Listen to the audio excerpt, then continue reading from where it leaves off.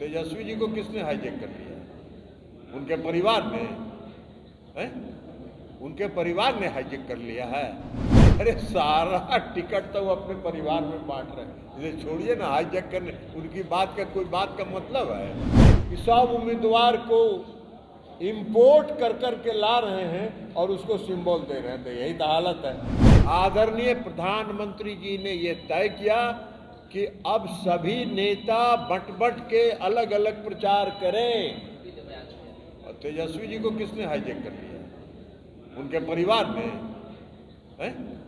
उनके परिवार ने हाईजैक कर लिया है। अरे सारा टिकट तो वो अपने परिवार में बांट रहे हैं। इसे छोड़िए ना, हाईजैक करने उनकी बात का कोई बात का मतलब है? कोई मतलब नहीं है। ऐसी पार्टी है कि जिसमें जितना सिंबल बांटे हैं उसमें कितना पार्टी के उम्मीदवार को दिए। आज तो देवेंद्र यादव जी का बयान हमने देखा कि सब उम्मीदवार को इंपोर्ट कर करके ला रहे हैं और उसको सिंबल दे रहे हैं। तो यही तो हालत है। तो यही पार्टी चला रहे हैं। अब बाकी जो बच रहा है उसमें अपने परिवार में बांट ले रहे हैं। तो छोड़िए ये सब बात। पीएम की सभा में नीतीश कुमार नहीं गए, इसका दुख है विपक्ष जी नहीं, काहे का दुख रहेगा? इसलिए कि आपकी बात, आपकी सोच हो सकती है। आदरणीय प्रधानमंत्री जी ने ये तय किया कि अब सभी नेता बट बट के अलग अलग प्रचार करें।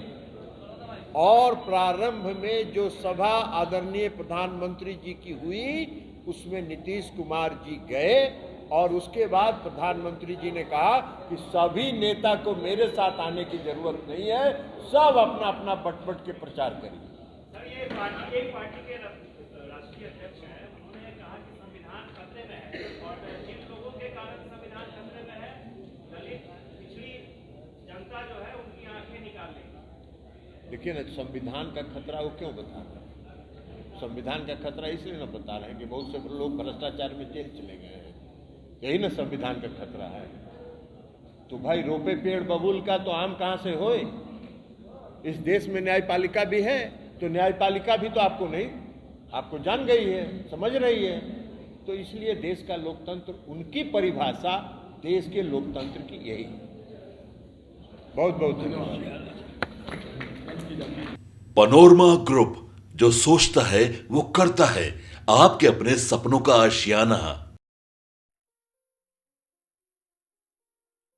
ये लो, मुंह मीठा करो। आज मैंने अपना जॉब छोड़ दिया। अब हम पूर्णिया वापस जाएंगे। जॉब छोड़ दिया है? मतलब ये घर कैसे चलेगा? हम करेंगे क्या? और माँ बाबूजी क्या बोलेंगे? इसलिए मैं एक और मिठाई का डब्बा लाया। अपने बिजनेस के लिए लोन अप्रूव हो गया।